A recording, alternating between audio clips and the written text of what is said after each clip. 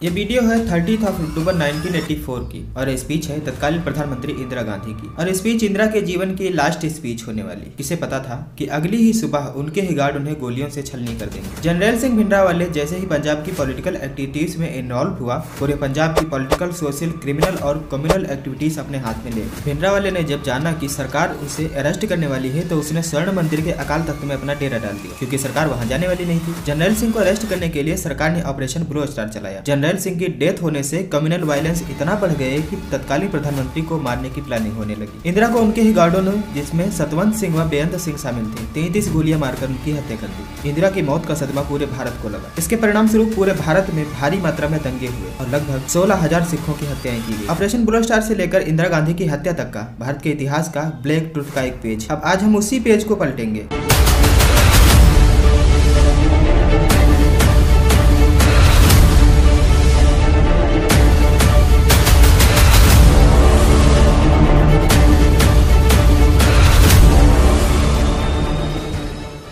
Video अच्छी लगी तो लाइक शेयर कमेंट कर दिया करो यार। मेरा उन 76% लोगों से भी कहना है कि वीडियो को देख करके चैनल को सब्सक्राइब क्यों नहीं करते। चैनल को सब्सक्राइब कर दिया करो, उसके लिए पैसा नहीं पड़ता कोई भाई। फिर से वापस आते हैं अपनी स्टोरी पर। बेसिकली सिख लोग पंजाब के दक्षिण एशिया में केंद्रित रहे हैं। अंग्रेजों द्वारा विजय से पहले पंजाब क्षेत्र पर सिख मिसलों का शासन था। मिसलों ने 1733 से 1799 तक के पूर्वी पंजाब पर शासन किया और जब महाराजा रणजीत सिंह ने 1799 से 1849 तक उनके संघ को सिख साम्राज्य में एकीकृत कर दिया। इसके बाद में 1849 में सेकेंड एंग्लो सिख युद्ध के लास्ट में सिख साम्राज्य के अलग अलग रियासतों व प्रांतों में सेपरेट हो गया। अब जो नए प्रांत व रियासतें बनी उसमें फूट डालो व राज करो की नीति अपनाई गई अंग्रेजों के द्वारा। अब अंग्रेजों ने लोगों को इसके तहत इतना सताया कि इसका समाधान बस जमीनी स्तर पर धार्मिक पुनरुत्थान था और इससे अलग होना ही था। 1930 में जब ब्रिटिश का थोड़ा थोड़ा विघटन भारत में शुरू हुआ तो सिखों ने पहली बार कथित तौर पर खालिस्तान की मांग की। खालिस्तान की बुक लिखी गई, इसके थ्रू इसकी मांग की गई। अब इसी समय जब लाहौर में इंडियन नेशनल कांग्रेस का अधिवेशन हुआ तो मुस्लिम लीग ने अपना अलग मुस्लिम कम्युनिटी के लिए सेपरेट पाकिस्तान मांगा। तब अकालियों ने यह सोचा कि हमारा ऐतिहासिक रीजन जो केवल पंजाबियों का होना चाहिए अब तो छिन जाएगा, क्योंकि पंजाब का बड़ा हिस्सा तो उधर ही था। इसी कॉन्फ्रेंस में सिख पार्टी शिरोमणि अकाली दल ने सिखों के लिए अलग वकालत की और एक अलग खालिस्तान की मांग की या अलग स्थान की मांग की जिसमें सिखों को रहने दिया जाए। उस समय पंजाब अब के पंजाब के जो पाकिस्तान में है तथा लाहौर और शिमला स्टेटस के हिस्से जिसमें शामिल थे। समय आया पार्टीशन का। अब भारत व पाकिस्तान का बंटवारा धार्मिक था, जहां पंजाब को भारत तथा पाकिस्तान के बीच में विभाजित किया गया। 14 दिसंबर 1920 को स्थापित अकाली दल एक सिख राजनीतिक पार्टी थी जो पंजाब में सरकार बनाने की मांग कर रही थी। ये रही अकाली दल। जो अकाली दल था, आजादी के बाद अकाली दल के नेतृत्व में पंजाबी सूबा आंदोलन ने पंजाबी लोगों के लिए एक अलग प्रांत या सूबा बनाने की मांग की थी। इस मांग में मुख्यतः अकाली दल का खालिस्तान छुपा हुआ था। इसी मांग से प्रेरणा लेकर बाद में खालिस्तानी समर्थक अलग सिख राज्य के लिए इसका उपयोग। पार्टीशन के समय भारत में दंगे हुए, बड़ा खून खराबा हुआ, इसीलिए इस मांग को शुरू में ठुकरा दिया गया, क्योंकि भारत सरकार ने सोचा कि अगर पंजाबी बहुल राज्य बनाने का मान लिया जाए तो फिर से धार्मिक आधार पर राज्य का गठन किया जाएगा, इसीलिए इसको अस्वीकार किया गया। बाद में 7 सितंबर 1966 को पंजाब पुनर्गठन एक्ट पारित हुआ। इसे 1 नवंबर 1966 से लागू किया गया था। नए बने पंजाब में हिमाचल प्रदेश के हिस्से शामिल। चंडीगढ़ को राजधानी बनाया गया। चूंकि पंजाब व हरियाणा अब चंडीगढ़ राजधानी साझा करते थे और हरियाणा में पंजाबी भाषा नहीं थे, इसलिए सिखों में नाराजगी दिखी। चंडीगढ़ में जब पंजाबी बोलने वाले हैं नहीं तो उसका साझा क्यों। इसी बीच रावी, ब्यास व सतलुज एक नहर प्रणाली बनी। ये पंजाब से होकर बहती थी और पानी हरियाणा व राजस्थान तक जाता था। इसका 23% पानी पंजाब को तथा बाकी हरियाणा व राजस्थान को देना था। इसके यह भी नाराजगी का कारण बना। 1972 के पंजाब इलेक्शन में अकाली दल की भारी हार हुई। अकाली दल ने लोकप्रियता वापस पाने के लिए 1973 में आनंदपुर साहिब प्रस्ताव पेश किया। इसमें अधिक स्वायत्तता की मांग की गई थी। इसमें धार्मिक और राजनीतिक दोनों मुद्दे शामिल थे। इसमें हिंदू धर्म को सिख धर्म से बिल्कुल भी अलग करने तथा चंडीगढ़ को पंजाब को देने को कहा गया, क्योंकि चंडीगढ़ पंजाब व हरियाणा दोनों की राजधानी थी। 1982 में अकाली व भिंडरावाले ने प्रस्ताव को लागू करने व धर्म युद्ध मोर्चा शुरू करने के लिए आपस में हाथ मिलाया। यहीं से भिंडरावाले की कहानी शुरू होती। 1980 के दशक तक जनरल सिंह भिंडरावाले राजनीतिक गतिविधियों की आड़ में उनके अनुयायियों ने पंजाब में बड़े पैमाने पर हत्याएं की। उसमें सशस्त्र खालिस्तानी उग्रवादियों ने खुद को खारुकू बताया। केवल वर्ष 1984 में 1 जनवरी से लेकर 3 जून तक के बीच में 775 हिंसक घटनाएं हुई, जिसमें 298 लोग मारे गए। लेकिन यह सबको पता था कि बम विस्फोट व हत्याओं के लिए जिम्मेदार लोग जितने हैं वो सब गुरुद्वारों में छिप रहे हैं, शरण ले रहे हैं। कांग्रेस सरकार ने कहा सिख भावनाओं को ठेस न पहुंचे, इस डर से इन पूजा स्थलों में कोई भी ऐसा कदम नहीं उठा सकती सरकार। इसी का फायदा उठाकर संबंधित लोग गुरुद्वारे में छिपने लगे।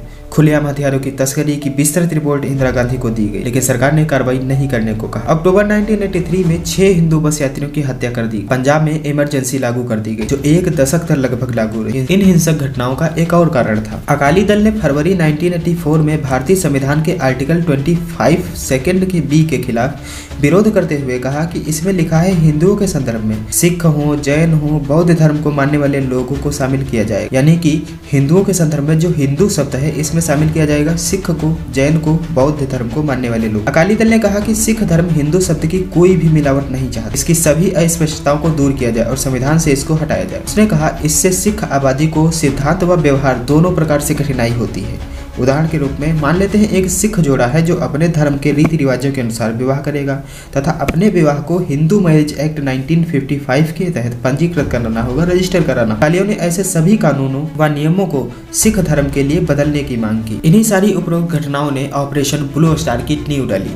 आपको बता दें कि ऑपरेशन ब्लू स्टार एक भारतीय सैन्य अभियान था। इसका उद्देश्य जर्नैल सिंह भिंडरावाले और उसके सशस्त्र अनुयायियों को अरेस्ट करना, जो पंजाब के अमृतसर में हरमंदिर साहिब परिसर की इमारत में छिपे हुए। आपको बता दें जुलाई 1983 में अकाली दल के अध्यक्ष हरचंद्र सिंह लौंगेवाल ने भिंडरावाले को पवित्र स्थल यानी स्वर्ण मंदिर में निवास करने के लिए आमंत्रित किया। उन्होंने भिंडरावाले को सरकार को हराने के लिए हथियार कहा था। आपको बता दें कि भिंडरावाले जो था ये सरकार की आड़ में, मतलब ये जो हरमंदिर साहब था वहाँ पर रह करके वहाँ की सरकार की आड़ में कई सारे आतंकवादी गतिविधियों में मिक्स। जर्नैल सिंह भिंडरावाले कई सारी आतंकवादी घटनाओं और कम्युनल वायलेंसिबल घटनाओं में शामिल था, इसीलिए सरकार ने उस पर अरेस्ट करने का ऐलान किया था। 19 जुलाई 1982 को भिंडरावाले व लगभग 200 सशस्त्र आतंकवादियों ने स्वर्ण मंदिर के परिसर में कब्जा कर लिया। भिंडरावाले ने प्रभावी रूप से इसे अपना मुख्यालय बना लिया। 23 अप्रैल 1983 को पंजाब के उप महानिरीक्षक एस अटवाल को परिसर से बाहर निकलते समय गोली मार दी गई तथा लौंगेवाले ने भिंडरावाले पर हत्या में शामिल होने का आरोप लगाया। 1983 के ढलवान बस हत्याकांड में 6 बस यात्रियों की हत्या कर दी गई। तभी पंजाब में राष्ट्रपति शासन लगाया गया। इससे सिखों व हिंदुओं के बीच सांप्रदायिक तनाव बढ़ गया और हरियाणा के करनाल में हिंदुओं के 8 सिखों की हत्या कर दी गई और 19 फरवरी 1984 को एक गुरुद्वारा में आग लगा दी गई। अभी भारतीय संसद में बहस के दौरान दोनों सदनों के सदस्यों ने भिंडरावाले की गिरफ्तारी की मांग की। अब छात्रावास परिसर में ही उसने अपनी गिरफ्तारी की संभावना जानकर उसने शिरोमणि गुरुद्वारा प्रबंधक कमेटी,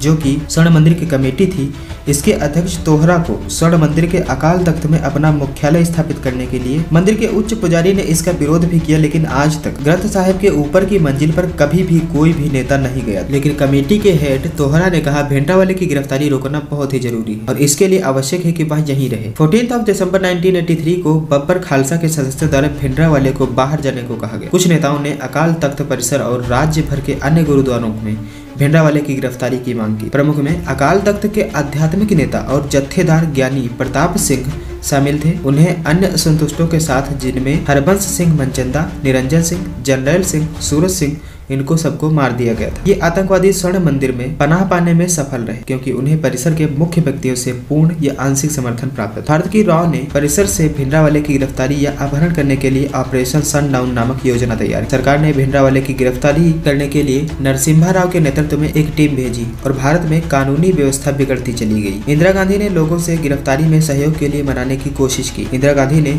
श्रीधर वैद्य के सिफारिश पर ऑपरेशन ब्लू स्टार स्टार्ट किया। इसमें कोई भी नागरिक हताहत नहीं होगा ऐसा वादा किया गया। धारणा यह थी कि जब सामना होगा तो भिंडरावाले आत्मसमर्पण कर देगा। यह धारणा मानी गई थी। हरमंदिर साहिब परिसर के आसपास घरों को जनरल सबेग सिंह ने किलेबंद किया, जो सेना से रिटायर थे और इसके बाद वे भिंडरावाले के गिरोह में शामिल हो गए। 12 मई 1984 को लाला जगत नारायण के बेटे व हिंद समाचार पत्र के संपादक रमेश सिंह भिंडरावाले समर्थकों ने हत्या कर दी। इसके अलावा 7 मीडिया एंकर व समाचार एजेंटों की हत्या कर दी गई। अब आगजनी विस्फोट गोलीबारी घटनाएं इतनी बढ़ गई कि इसमें कुल 410 लोग मारे गए, 1180 लोग इसमें घायल भी हुए।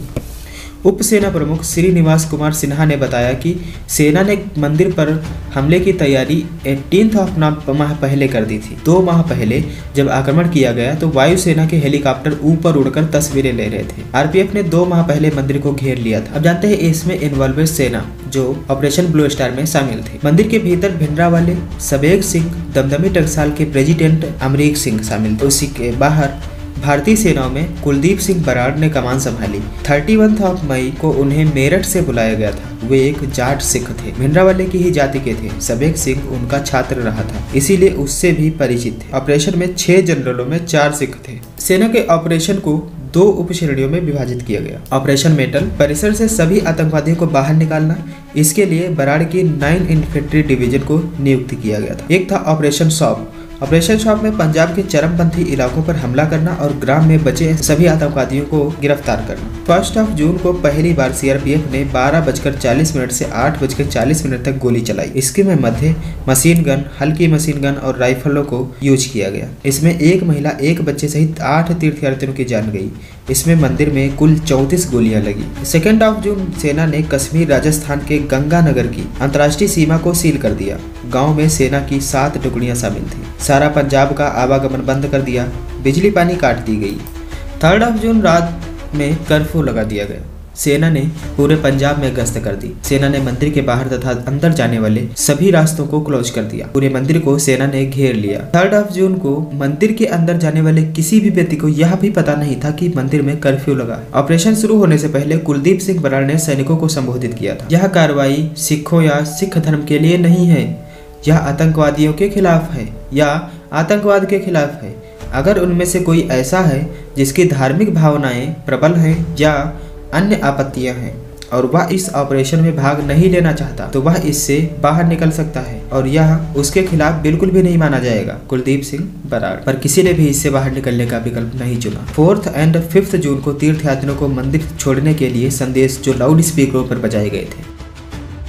लेकिन 2017 में अमृतसर के जिला न्यायाधीश गुरबीर सिंह ने एक फैसला दिया। उन्होंने कहा, इस बात का कोई सबूत नहीं है कि 1984 के ऑपरेशन शुरू करने से पहले आम नागरिकों को स्वर्ण मंदिर परिसर छोड़ने के लिए कहा गया था। 4 जून को हमला 4 बजे 25 पाउंडर के साथ शुरू हुआ। 5 जून को हरमंदिर साहब के अंधे अमरीक सिंह व अवतार सिंह को सेना ने मंदिर के अंदर ही मार दिया। हरमंदिर साहब के पुजारी पूरन सिंह के अनुसार रात के 10 बजे मंदिर परिसर में टैंक घुसने लगे थे। उसी समय बख्तरबंद गाड़ियां भी घुसने लगी थी। 6 जून को 10 बजे जोरदार लड़ाई समाप्त हो गई। 40 से 50 सिखों ने लड़ाई तब तक लड़ी जब तक वे मर नहीं गए। टैंकों ने अकाल तख्त पर गोलीबारी शुरू की, लेकिन संरचना अभी भी खड़ी हुई है। 7 से 10 जून तक सेना अकाल तख्त में घुस गई। इमारत में भिंडरावाले, सबेग सिंह, अमरीक सिंह के शव पाए गए। दोपहर को सेना ने सिख संदर्भ पुस्तकालय को जला दिया।